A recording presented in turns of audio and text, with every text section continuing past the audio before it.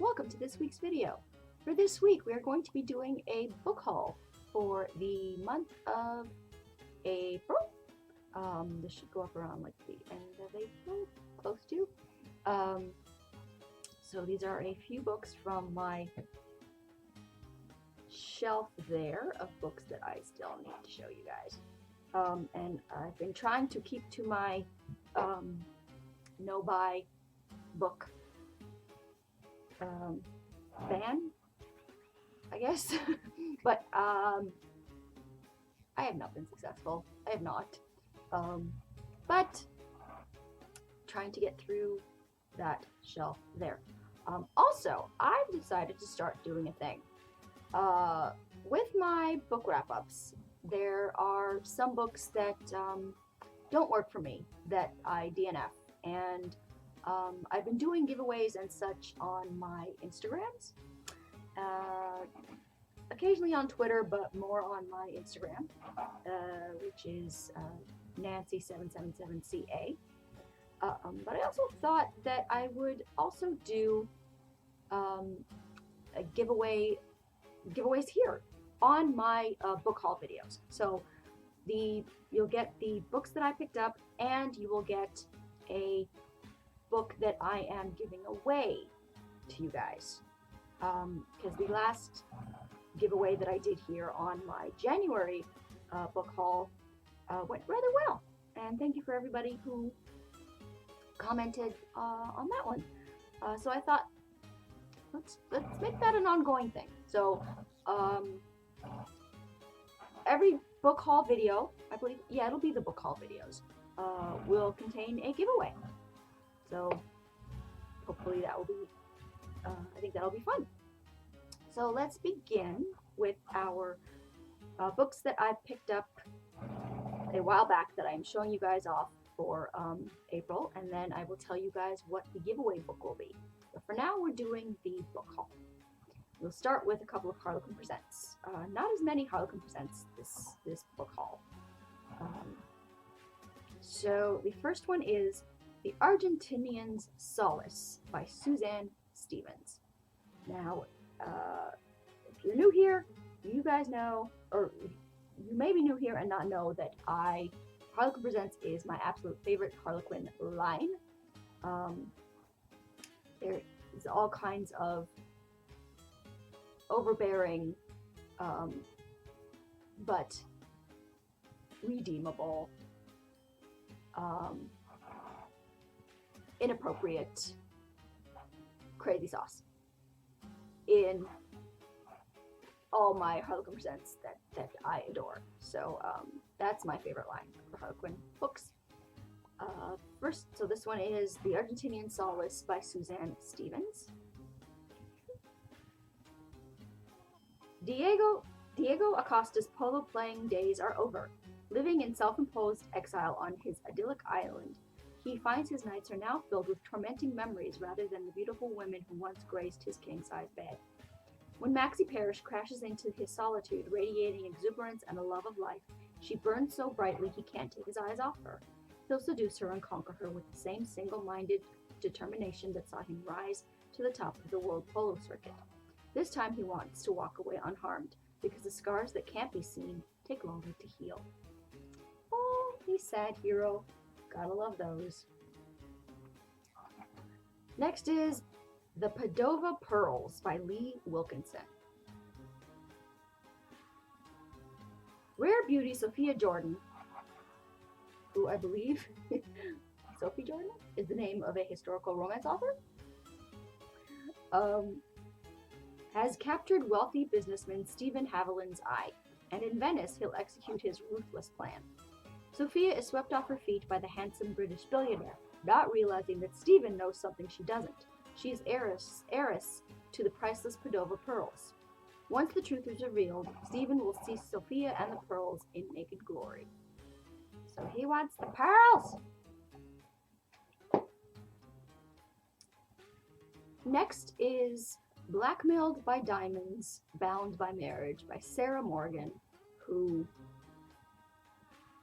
Sarah Morgan, I think she writes mostly contemporary single title romances now. Like, not, I don't think she's with Harlequin anymore, unless she writes for like one of their other, like the HQN, which are more not really like category romances. The Brindisi Diamond has been in the, oh lord, Kyriakou family for generations. So when it comes into Angelina Littlewood's possession, Nikos Kyriakou must get the jewel back. But Angie has her own reasons for keeping it and for wanting to teach arrogant Greek Nikos a lesson. What better way than to agree to marriage? But then Angie discovers what being Nikos' wife entails. He has one demand. He's her husband, and she'll share his bed. That's the one demand? I think she's okay. I think she's alright. Next is a Harlequin special edition, The Bartender's Secret by Carol Carson. Connor McLean notices Delphina Ray the first time she walks into his bar. Quiet, sheltered, educated, the shy Shakespeare professor is way out of his league, but whoever loved that loved not at first sight.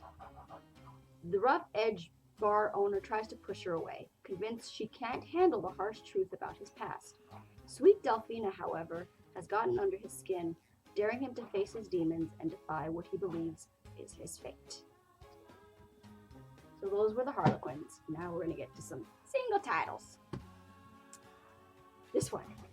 I'm so excited to find this one because a couple of months back I mentioned that at my Evil Day job there is a book section, and I had found one of my old school favorite books that I had read as a child. I think it was 12, way before I was reading romances, way before I should have been.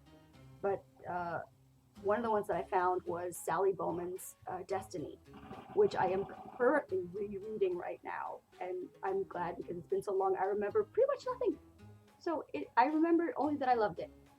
Another book that I had also loved as a young, impressionable, young preteen was The Last Princess by Cynthia Freeman. Y'all, I remember loving this book so much, and I had never seen it before. It had actually like slipped my mind, and I remember it occasionally, but then I would forget it when I would get stuff from Amazon and the like. I had even tried a few times when I remembered on Amazon, and it was always that it was like not available or out of print. So I was so excited when I found this book, y'all. I was so happy. So let me read the blurb for y'all. It was love at first sight with a price to pay. For love of him, she sacrificed a family fortune and a wealthy fiancé on the eve of her wedding. For love of her, he gave up his heritage and a brilliant career in the family bank. Through their love for each other, they made their way in a hostile world together. Lily, unloved since birth and held responsible for the death of her younger brother, Lily grew up abandoned, packed off to the best Swiss boarding school money could buy. She was useful to her socially ambitious parents, only as a centerpiece of the society event of the season, her marriage to Roger Humphreys. But she was destined to marry Harry Cole, a brash young man about town. Some called him a cad, whom Lily could not resist. Harry. When he first laid eyes on her, Harry had nothing to offer but passion, devotion, and a driving ambition to write. He risked his father's ire and the scorn of his family to declare his love for Lily, swearing he'd be true forever, and he was, for a time. Ellis. He was Harry's best buddy, and his agent. He longed for Lily the instant they met, but he knew he must remain, no matter the cost, a true friend to Harry, and a mainstay for Lily through troubled times. Sweeping from the high society of New York's Upper East Side to the glitz and glamour of Hollywood and the haunting beauty of the Israeli desert, The Last Princess shows Cynthia Freeman's talent at its stunning best as she tells an irresistible tale of passion, love, fidelity and betrayal as no other writer can. Y'all, I love this book so much. I cannot wait to see if upon my reread, if I still love it as much. I think that I will, but oh my god, I made a sound when I saw this book on the shelf at the Evil Day Job. So, yeah. Next is She Dame. Is she a dame? She got the Order of England, I believe. You may know her as Alexis, Carrington, Colby, Dexter, something, something, something. Joan Collins. She wrote a book. She wrote another book, Star Power, Star something, which I liked. I had not known that she had wrote another book called Love and Desire and Hate. And there she is. I have paused it for now, but I had been doing Dynasty rewatches on my Twitter, and I'm hoping to pick it up again. I've just been distracted with like the Evil Day Job and like different shows that I'm also wanting to watch. One of which is I will be tweet watching Bridgerton season 2 on my Twitter at twitter.com/authorejamie. So if you want to follow me over there, you can join me as I make my way through what is, from my friends telling me, a fantastic season of Bridgerton. But yeah, I was also watching 24, which I also had to pause, and Dynasty, which I'm hoping to pick up again soon. But for now, we have Joan Collins writing books, as her sister was Jackie Collins, so I guess Joan Collins wanted a little piece of that too. I think in the documentary, if you guys have seen it, Lady Boss, about Jackie Collins and her sort of life and her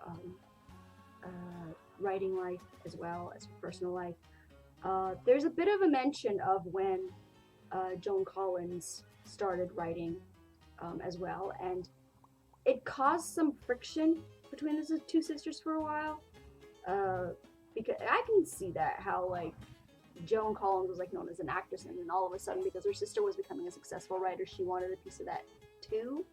I guess you could see it like that, but you know, I guess they certainly like made their peace and all that. So, but yeah, I liked Star Power, so I'm very interested to see read Love and Desire and Hate by Joan Collins.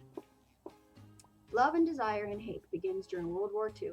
Yep, I'm on board. I'm in it. Y'all know me and my World War II fiction, romances, glamorous crazy sauce. I am so here for that. Love and Desire and Hate begins during World War II when people are trying to survive the atrocities heaped upon them by the Germans and the Italians.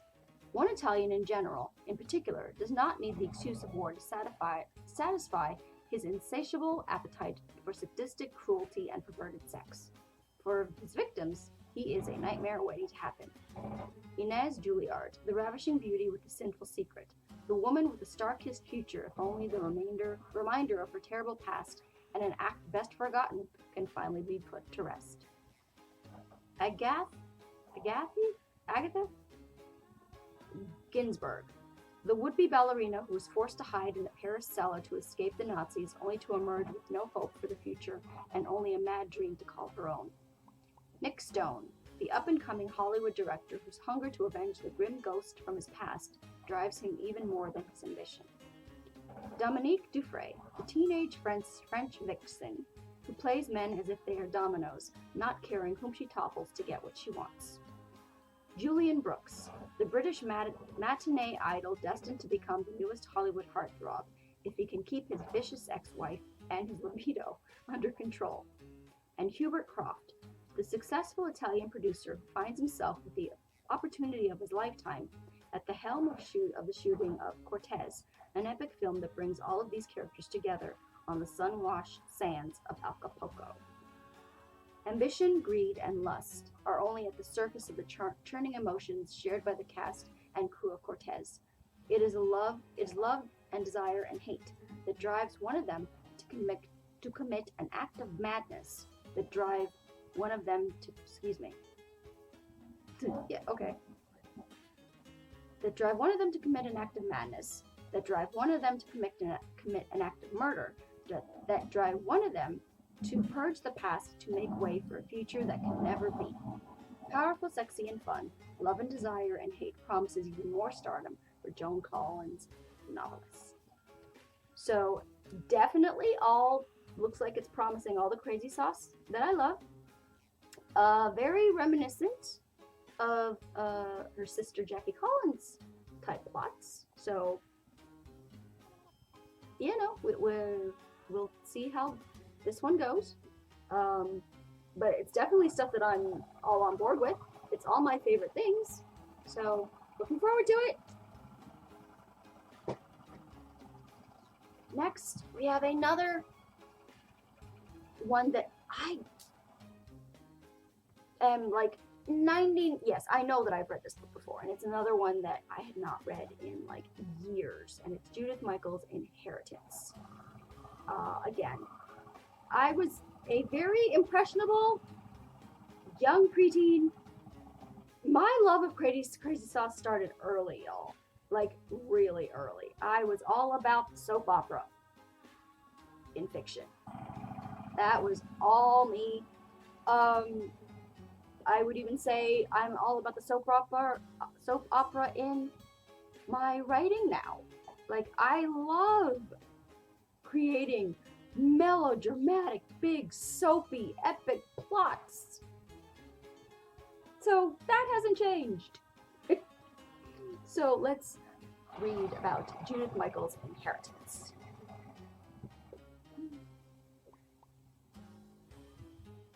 When Laura Fairchild goes to work for the wealthy Salingers. Party of Five? Remember that show? I don't think it's Bella Salingers.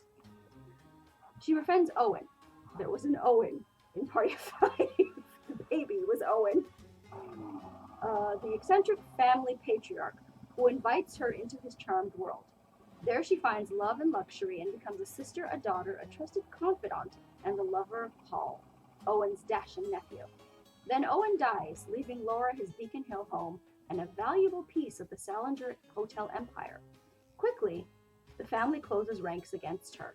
When they uncover the secret Laura has hidden for years, even Paul turns against her. Overcoming scandal and the loss of the man she cannot forget, Laura works to recapture all that was ruthlessly taken away. But her estranged brother Ben has his own score to settle with the Salingers. Keeping his identity a secret, he marries into the family, taking control of their corporation. For Ben and Laura, the stakes arise as the secrets of their past gather like threatening clouds. Yet it is only when these secrets are revealed that Laura is able at last to regain her love, her family, her true inheritance. From the cobblestone streets of Boston's Beacon Hill to the fashionable enclaves of the European jet set, from the loneliness of the outsider looking in to the triumph of worldly success and the embrace of a loving family. Yeesh, that's a run-on sentence. And I like my run-on sentences. I write them often. Inheritance delivers a legacy of riches with heart and love and superb storytelling. So, yes, I know that I've read this book. I remember nothing. And I love that. I remember only that I loved them. So I found like a bunch of books that I have not read in years at my evil day job. And that makes me so happy. And in case you did not know, Judith Michael is the pen name or like joint, I guess, name of, they are a married couple who write together. So looking forward to that. This one I have not read before, but it is a big ass tome that I am definitely looking forward to reading. I've heard a lot about Taylor Caldwell, and that she writes sort of like these big epic saga books, and I am so looking forward to reading one of her books. This one's Dynasty of Death. In 1837, Joseph Barber immigrates with his family to America so he can make his fortune in the nascent artillery business. A man of vision, Joseph foresees a time when wars will not be won with courage and brave hearts, but rather by the nations with superior firearms. True. Joseph and his family settle in a rural Pennsylvania village where he forms a gunpowder firm with Armand Bouchard.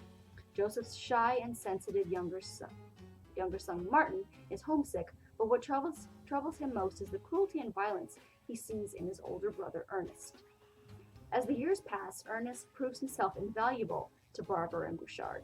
Ruthless and ambitious, he takes what he wants, but beautiful Amy Drumhill eludes him and becomes the catalyst in an epic struggle that will alienate the two brothers and leave Ernest haunted by the blood that will be forever on his hands. Dynasty of Death is the moving saga of the Barber family and the legacy of their munitions business as mighty nations gear up for battle. Oof! So looking forward to this one. Next we have Skeletons at the Feast by Chris Bohjalian.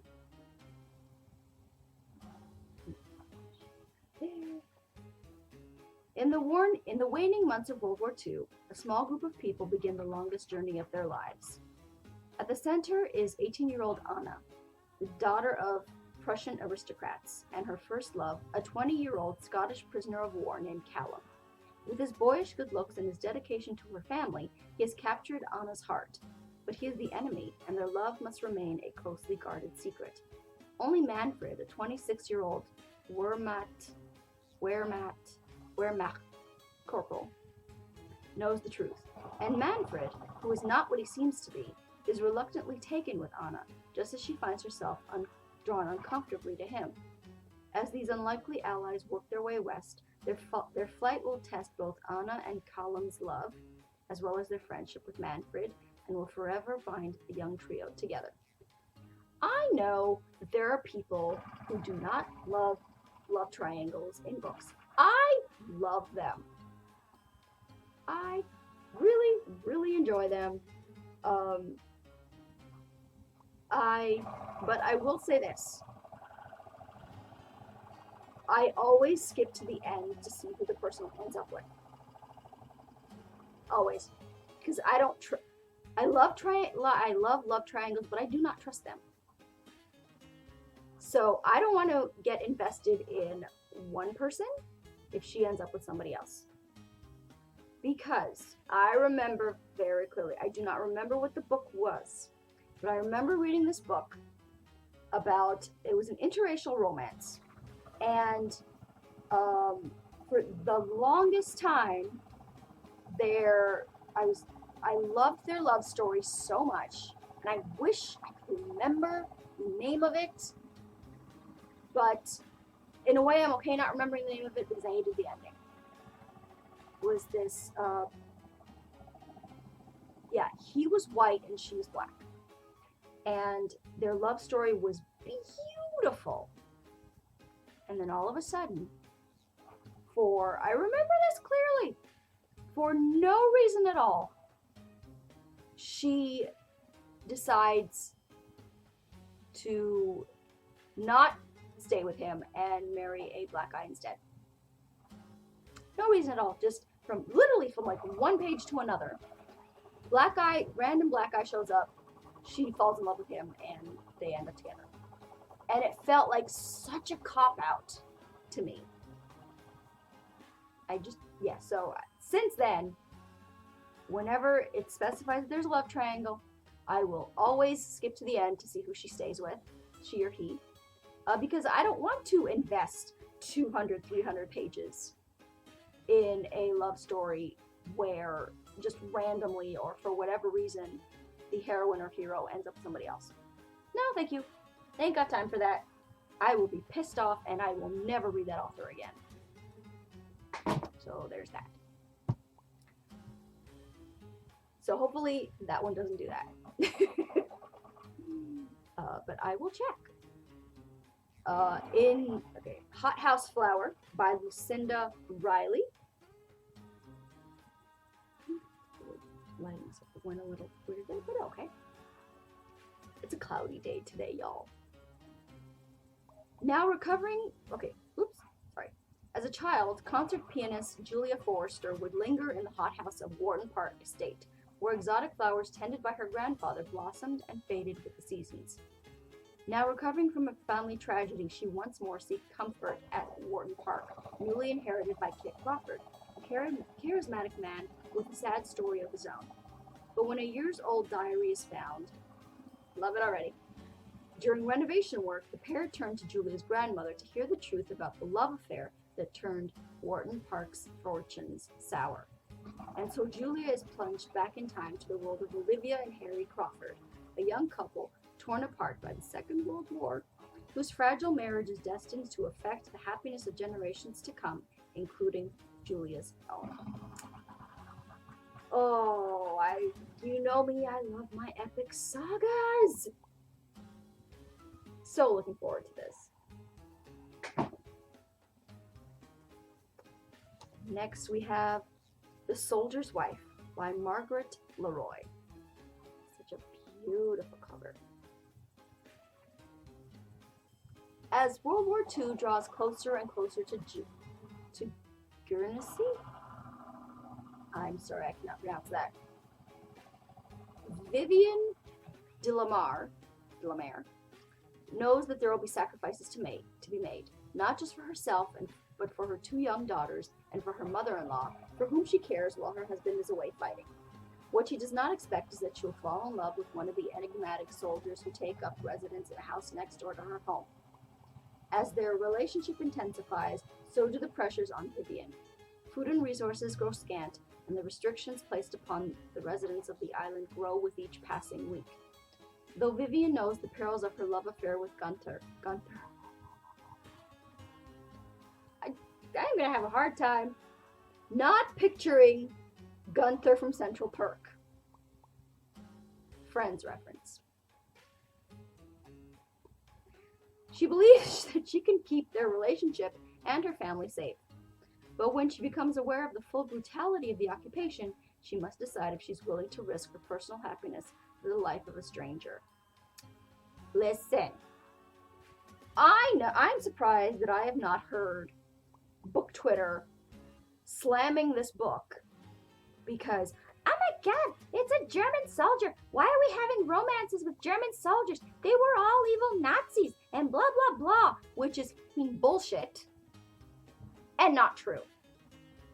There were German soldiers who were part of the Nazi army, yes, but they were German soldiers who had nothing to do with what the Nazis believed in and any of that shit. Most of them were conscripted. Same way, American soldiers, not all American soldiers, do you really think that while Trump was president, do you really think that the American soldiers fighting over in wherever they were fighting, occupying wherever they were occupying, were there because they believed in Trump? They're the army. They do what they're told. Now, I'm not talking about the Gestapo. I'm not talking about the Nazi political machine. I'm talking about the German soldiers. At any time that there's a romance with a German character in World War II, book Twitter loses its shit and become ignorant, judging hypocrites who know nothing of the actual history of that time. and just regurgitate other things, that headlines of other things, because God forbid they should actually read in depth about the history of that time, and just regurgitate them on Twitter. Okay? Rant over, well, a little bit more. I am all for, again, if you read my Resistance trilogy, Friedrich he is a German character, but he is not a Nazi. He's not part of the SS. He's not part of the Gestapo. He infiltrates them as a spy. But I only did that because I knew if I made him a genuine Nazi, that book Twitter and like social media would lose its shit, which we are now seeing happening more and more. But I love those stories where even if he is a Nazi, I will go on that journey if you see him change and denounce those beliefs. And I am willing to go on that journey to watch a character change. And I am like that with my fiction. I'm like that with my TV shows. All these TV shows and books were, especially Twitter. Twitter is the most book judgy place where people are all like, oh, the romance community is so opening and like so accepting and so like warm and fuzzy, and you know it's not. No, it's really not. Not on Twitter, it ain't. You get certain high profile romance authors who all they have to do is print something about not liking one book, and that poor author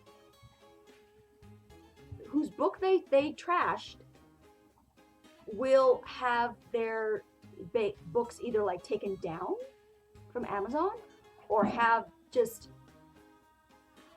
their name just like dragged through the mud. They'll be like lambasted with negativity from those people who have jumped on the bandwagon of that famous author slamming the book.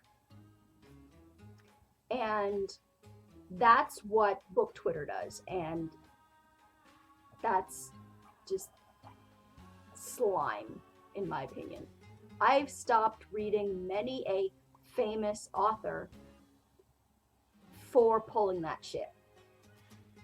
For, oh, this book is problematic, and here's essays of rambling reasons why, and it just, yeah. Rambling reasons that are that are their opinion of why doesn't make them right, like at all. But because they're these famous authors and have these huge followings, and they have these suck up fans who want to like, oh, I'm woke and I'm important because I agree with this famous author, so that must make me special too. Okay, now my rant is over. This is a book haul, not a rant video. I apologize.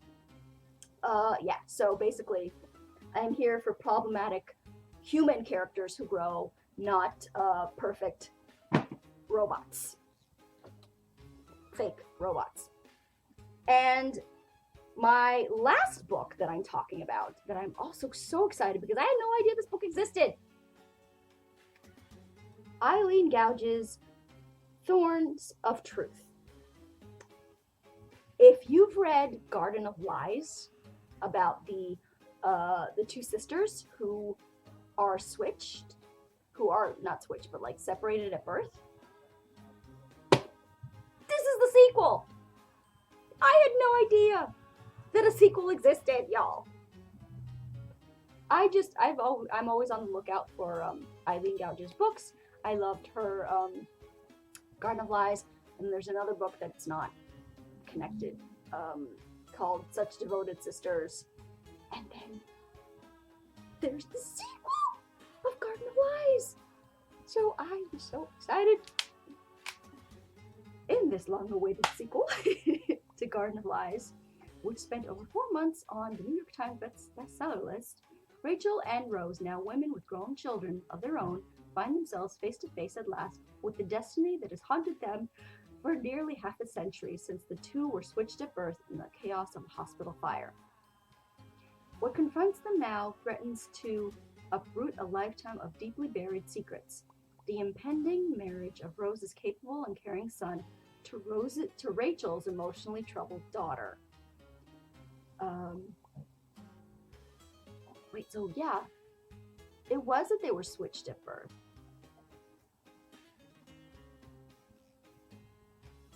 I think. Yeah, well, this is that they were switched at birth. Once again, the two women and their families are pitted against each other, just as Rachel learns that her mother, Sylvie, is dying. Once Rose knows that Sylvie is in reality her mother, and she yearns to be recognized as Sylvie's own before it's too late, a widow coping with the loss of only... Let me try that again, shall I? Only Rose knows that Sylvie is in reality her mother, and she yearns to be recognized as Sylvie's own before it's too late. A widow coping with the loss of her husband, yet powerfully attracted to an engaging talk show host, recovering from wounds of his own. Rose turns to her mother for help. In frail health, but still strong in spirit, Sylvie must choose between the intricate web of lies behind which she shields her loved ones, and a truth that will shatter the lives of both her daughters, as well as that of her fragile granddaughter, before it can begin to heal them. On her deathbed, Sylvie will once again make an impossible choice, one that profoundly affects her family in ways even she could not have anticipated.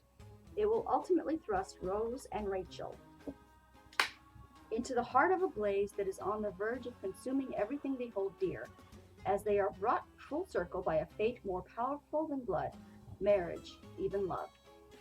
Rich with all the passion and drama that have become Eileen Gouge's hallmark, Thorns of Truth brings the heart-rending tale of love and family that captivated readers everywhere to full bloom at last, and is sure to keep bedside lamps everywhere burning long into the night.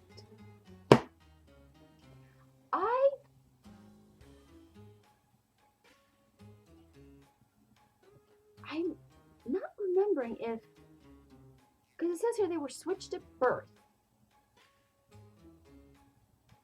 But were they not actually sisters? Biological sisters that were separated?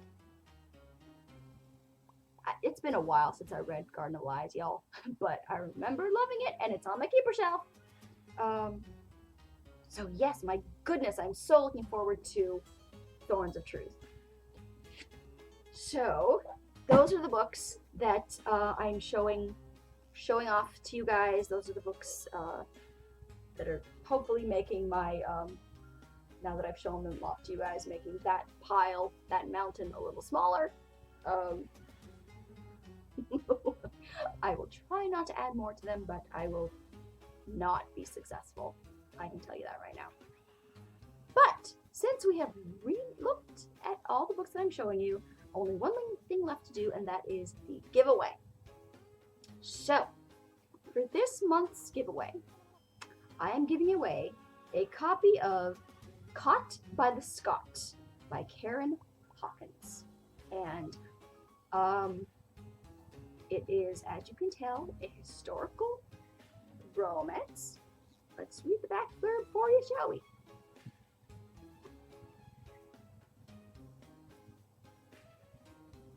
Excuse me. Dashing Scottish privateer Connor Douglas must marry a respectable, well-born woman, and soon, if he wants to secure his rightful inheritance. I have to marry you for inheritance. That's a famous trope. Determined to still explore the high seas as well as his mistress's beds, he aims to find a pliable wife who will turn a blind eye to his antics. And he knows just the woman. Childhood friend and mousy spinster, Miss Theodora Cumberbatch Snow. Unbeknownst to Connor, Megan playing Theodora has been hopelessly in love with him for years, but unwilling to wait forever for what will never happen. Theodora plans to wed a kind, if unexciting, local landowner, leaving behind the wild Highlander of her dreams. Yet Connor refuses to let his perfect wife get away. He chases her to Gretna Green and is shocked to discover the real Theodora is an ardent and wildly sensual woman. Soon he realizes his passion to win her has nothing to do with securing his inheritance and everything to do with earning the love of the unforgettable woman who has vowed to leave him in her past forever. But have his wandering ways chase the woman he loves away for good? Or can Connor convince Theodora to give him one last chance before she marries the wrong man? So, that is the book that we are giving away to one lucky watcher here on YouTube. Karen Hawkins, Caught by the Scott. All you have to do is comment if you want to be entered and be subscribed. So just hit that subscribe button and let me know that you subscribed and that you'd like to be entered to win. Leave me a comment and or message me. And I will pick a winner in our February book haul. Excuse me, February. What is time? In our May book haul. So comment and be subscribed. If you just comment, that's great, but to be entered to win, you have to be subscribed and comment. So hit that subscribe button, and I will pick a winner in next month's book haul. So make sure that you're subscribed so that you get the notification belly for when May's book haul goes up, and see if you won. So like the video, share, do all that, subscribe, and I think that'll be it for this week's video. Follow me on Twitter at twitter.com/authorejamie, where I usually stay out of the book drama for the most part, because I really can't stomach sanctimonious, famous authors going after other authors for not writing perfect robot character men, and spouting off their ideas as if it's actual historical fact when they know shit about shit.